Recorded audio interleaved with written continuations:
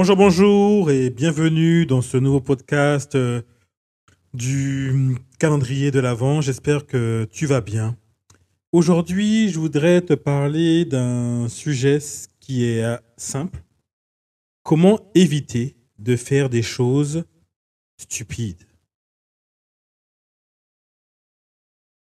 Dans mon travail et dans mon expérience, à chaque fois que j'ai vu des gens faire des choses stupides, c'est généralement quand ils sont dans un stress élevé. Le stress ne permet pas de résoudre un problème. Il ne te permet pas d'avoir un regard lucide sur ce qui t'arrive ou sur les événements à venir. Pour éviter que tu fasses des choses stupides, il faut que tu élimines ce stress. En éliminant ce stress, alors tu pourras avoir un regard périphérique sur les choses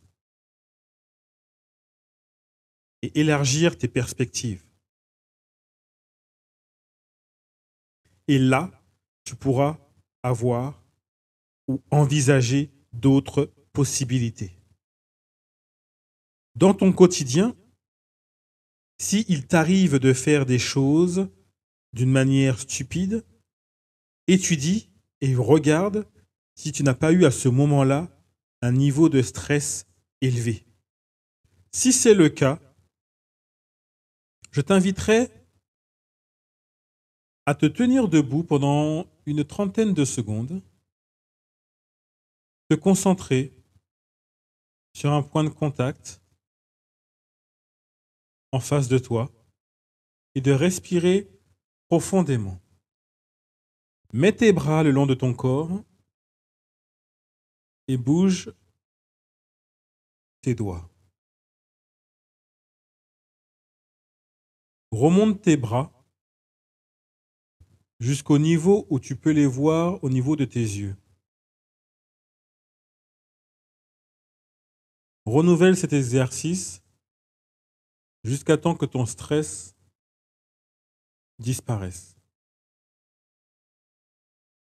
C'est quelque chose, mémotechnique assez pratique à faire,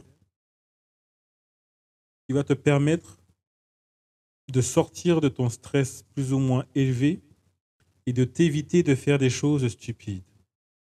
Toujours est-il, quand tu es dans un état de stress, je t'encouragerais à ne rien faire, à ne pas prendre de décision, à ne pas être dans l'action, mais à être plutôt dans une passivité. Durant mon expérience, dans les entreprises dans lesquelles j'ai été,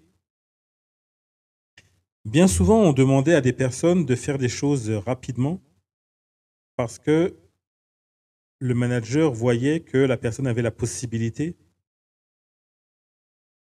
de gérer le stress.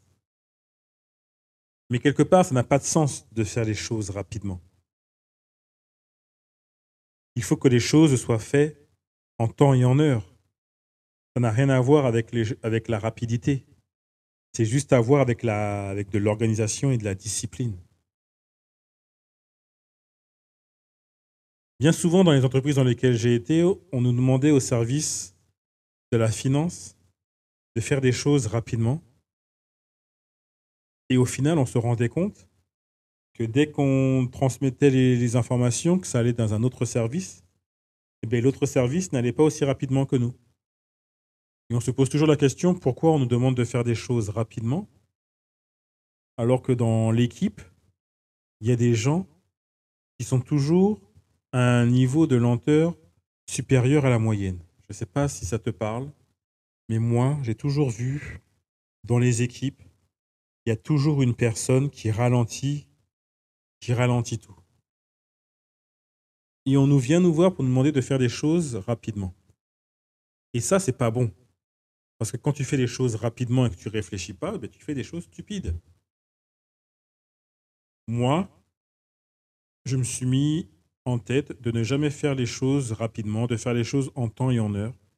Et j'ai créé une méthode qui me permet de travailler ou de faire les choses en avance, de ne jamais être pris au dépourvu, de ne jamais être stressé, de faire les choses dans la zénitude, mais il y a beaucoup de discipline et beaucoup d'anticipation et beaucoup d'organisation. Si c'est ton cas et que tu souhaites améliorer ton organisation, améliorer ta discipline, travailler par anticipation, tu peux me contacter, tu as tous les liens en dessous de cette vidéo. Si tu souhaites rester comme tu es, ça va aussi. Mais je t'encourage à ne pas faire les choses dans la précipitation. Ne pas faire les choses quand tu as un niveau de stress élevé, ou même quand tu es stressé, ne rien faire. Reste dans l'immobilisme, dans l'ignorance, pour que ton stress descende et que tu puisses avoir une autre vision, une autre perspective quand tu seras dans le calme et dans la paix. Merci d'avoir suivi ce podcast et je te dis bonne journée à toi et je te dis à demain. À plus. Bye.